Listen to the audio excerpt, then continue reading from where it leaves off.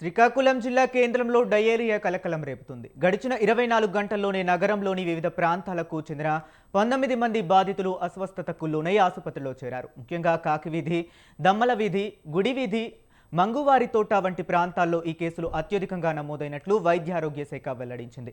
పరిస్థితి తీవ్రతను గమనించిన జిల్లా కలెక్టర్ స్వప్నిల్ దినకర్ వెంటనే ప్రభావిత ప్రాంతాల్లో పర్యటించారు. క్షేత్రస్థాయిలో బాధితులకు అందుతున్న వైద్య సేవలను సమీక్షించారు. డయేరియా ప్రబలడానికి కారణం కలుషిత నీరేనని అనుమానిస్తున్న తరుణంలో వైద్య సిబ్బంది ఆయా వీధుల్లోని నీటి నమూనాలను సేకరించి పరీక్షల నిమిత్తం ల్యాబ్కు పంపారు. ప్రజలు భయపడాల్సిన అవసరం లేదని, అందుకే అయితే ముందస్తుగా జాగ్రత్త నీటిని బాగా మరిగించి చల్లార్చిన తరువాతే తాగాలని కలెక్టర్ ప్రజలకు సూచించారు.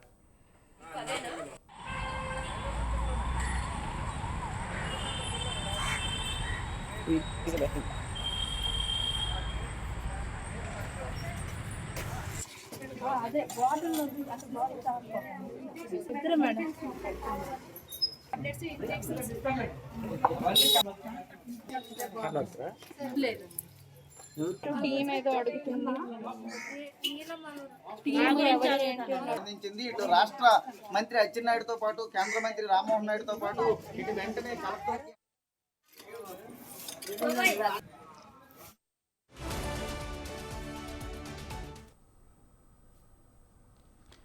శ్రీకాకుళం జిల్లా కేంద్రంలో డయేరియా కలకలం రేపుతుంది. గడిచిన 24 గంటల్లోనే నగరంలోని వివిధ ప్రాంతాలకు చెందిన 19 మంది బాధితులు అస్వస్థతకు లోనై ఆసుపత్రిలో చేరారు. ముఖ్యంగా కాకివీధి, దమ్మల వీధి, గుడి వీధి, మంగువారితోట వంటి ప్రాంతాల్లో ఈ కేసులు అధికంగా నమోదైనట్లు వైద్యారోగ్య శాఖ వెల్లడించింది.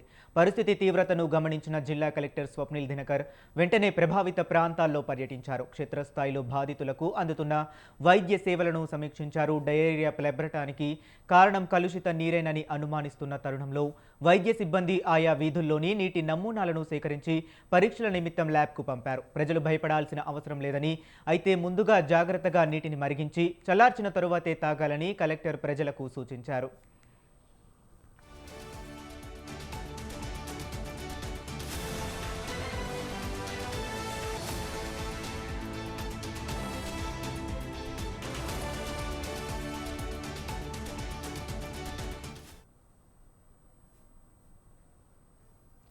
ఇక ఇదే అంశం గురించి మరింత సమాచారాన్ని మా శ్రీకాకుళం కరెస్పాండెంట్ రాంబాబు ఫోన్ లైన్లో అందిస్తారు. రాంబాబు, చెప్పండి, ఇప్పటి వరకు ఎంతమంది మృతి చెందారు? ఏదైతే శ్రీకాకుళం జిల్లాలో సంబంధించి చూసుకున్నట్లయితే శ్రీకాకుళంలో గత ఆదివారం నుంచి సోమవారం అర్ధరాత్రి వరకు అయితే మాత్రం డయేరియా కలకలంతో అయితే మాత్రం ప్రస్తుతం 25 నుంచి 30 వరకు అయితే మాత్రం ఈ డయేరియా లక్షణాలతో కనబడినటువంటి ఏదైతే ఈ రోగులు ఉన్నారో వాళ్ళకి అయితే మాత్రం శ్రీకాకుళం జిల్లాకు సంబంధించి రిమ్స్, అదేవిధంగా సింధూర్ హాస్పిటల్లో కూడా ప్రముఖ ప్రైవేట్ హాస్పిటల్లో కూడా వీళ్ళందరికీ కూడా ప్రత్యేకమైనటువంటి ఏర్పాట్లు చేశారు. వీళ్ళకి ఈ వైద్య సదుపాయాలు అందించేందుకు ఒక ప్రత్యేక వార్డుని కేటాయించారు. ఇందులో వాళ్ళందరికీ కూడా అత్యధికంగా ఎవరైతే డయేరియా లక్షణాలతో బాధపడుతూ ఎమర్జెన్సీ ఉన్నారో వాళ్ళందరికీ ఇప్పటికే వైద్య అందించడం జరుగుతుంది.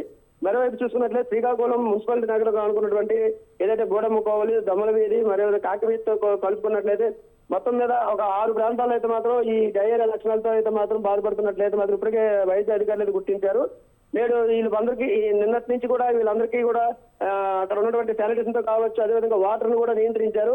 తొలుత మీద వాటర్ ని ట్యాంకుల ద్వారా వాళ్ళందరికీ అందిస్తూ ఇప్పుడు ప్రస్తుతం ఏదైతే మున్సిపాలిటీ ద్వారా వస్తున్నటువంటి వాటర్ అయితే మాత్రం వాళ్ళకి ఇవ్వకుండా ఏదైతే మాత్రం ఈ సురక్షితమైనటువంటి మంచినీటిని అయితే మాత్రం వాళ్ళకి సరఫరా చేస్తున్నారు. అదేవిధంగా ఫుడ్ సంబంధించి శాంపిల్స్, అదేవిధంగా వాటర్ శాంపిల్స్ కూడా మాత్రం ఇప్పటికీ మున్సిపాలిటీ ఉన్న హెల్త్ అధికారులు పట్టుకెళ్ళి పరీక్ష చేస్తున్న పరిస్థితి కనిపిస్తుంది. Harish. Okay, right, thank you Rambabu.